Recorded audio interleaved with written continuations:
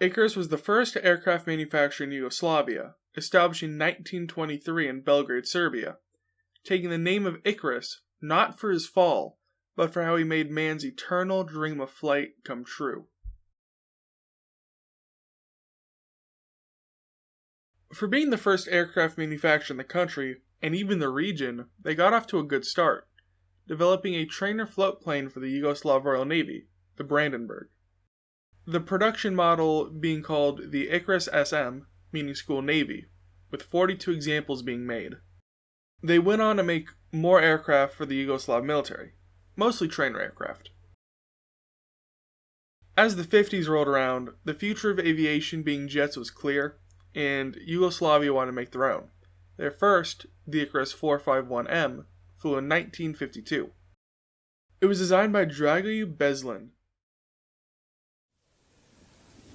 Na konstruisanje aviona ja sam se naravno poneo obreo na svoje staro mesto u Ikarusu.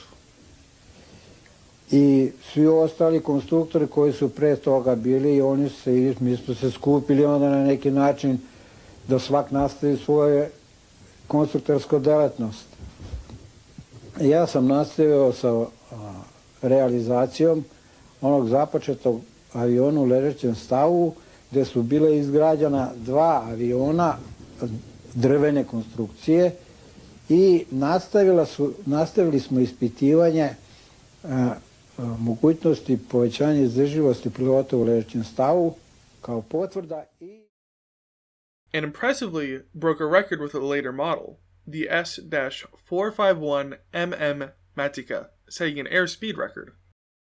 Today, all the remaining 451 aircraft sit at the Museum of Aviation in Belgrade. They were quite cute, or at the very least interesting, but I find them to be fairly normal, save for the S-451, but that's a different story for a different day, most likely already told by someone wiser than I.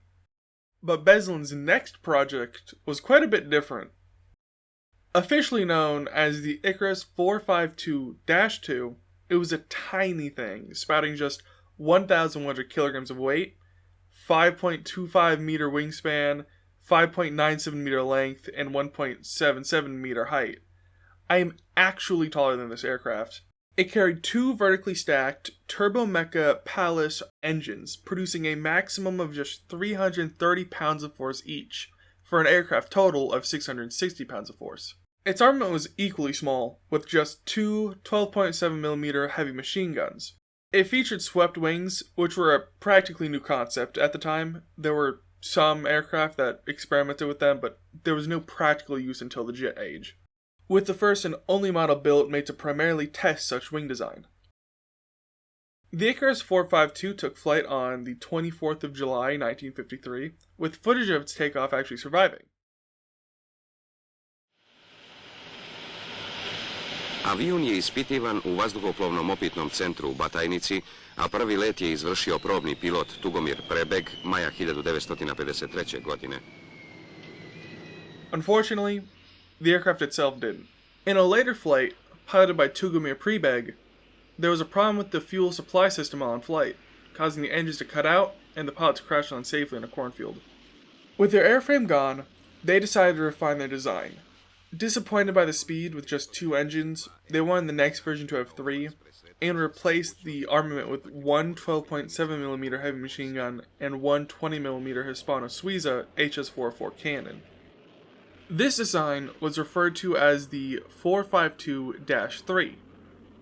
The final design revision was the 452-4, increasing the dimensions by 8% and replacing the engines with two Maribor 2 engines, massively increasing the pounds of force from 330 from each engine to nearly 900 each, for a total of 1,800 pounds of force on the aircraft, which would be very impressive for its small size, along with fully ditching the 12.7mm heavy machine guns for two Hispano-Suiza HS-404 20mm.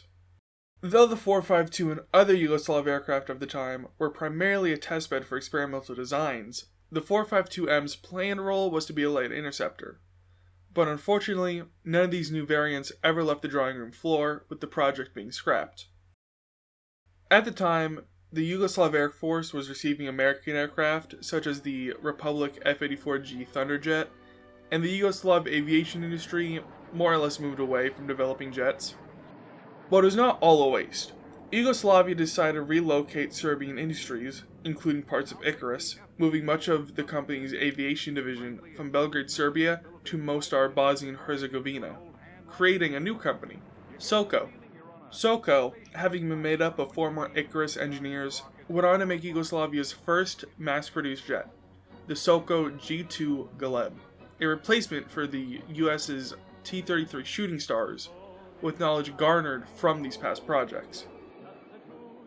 They later went on to create combat jets for Yugoslavia, starting with a modified Galeb with the J-22 Jas Drive ground attack aircraft, to the proper advanced J-22 Oral.